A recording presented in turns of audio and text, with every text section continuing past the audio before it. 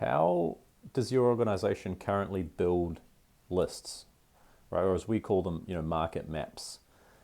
So that is, all of the accounts and the contacts and their contact information, right? That you can possibly sell to. So how do you identify all the companies, the people in those companies, and their contact information, right? And how is that process managed?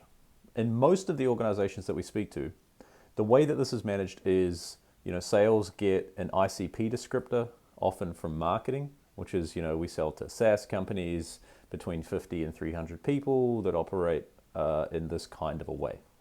And then what happens is the outbound team gets given a sales navigator license and a Zoom info license, and they're told to go out and build lists and identify prospects within their territory, right? This is a massive mistake.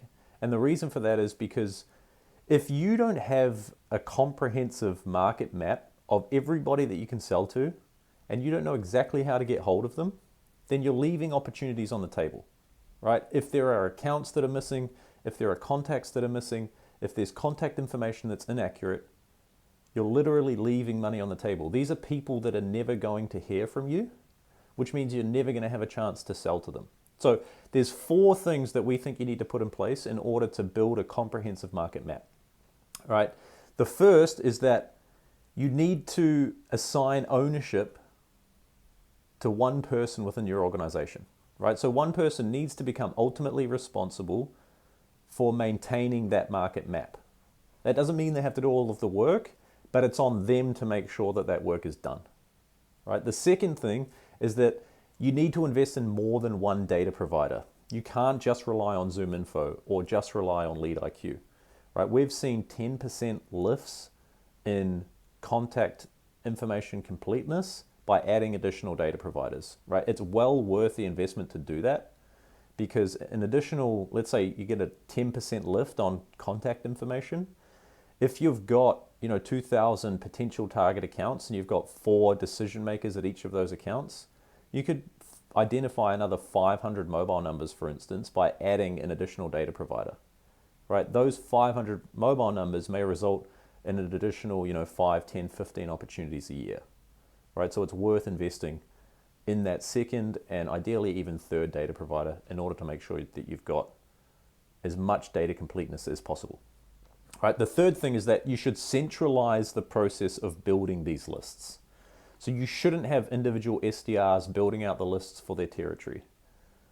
You should centralize this process, right? So have a team or an individual that builds these lists, right?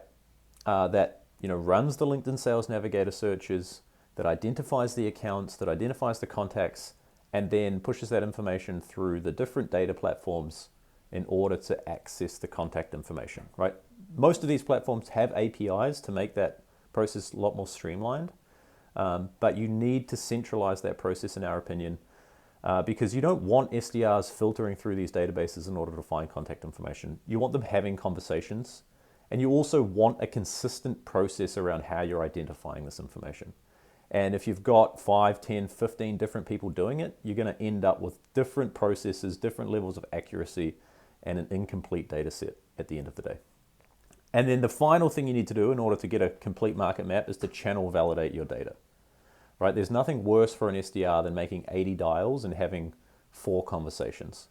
You need to know which channels to use to reach each individual prospect in your list so that your SDRs can be more efficient around how they're reaching out to those people.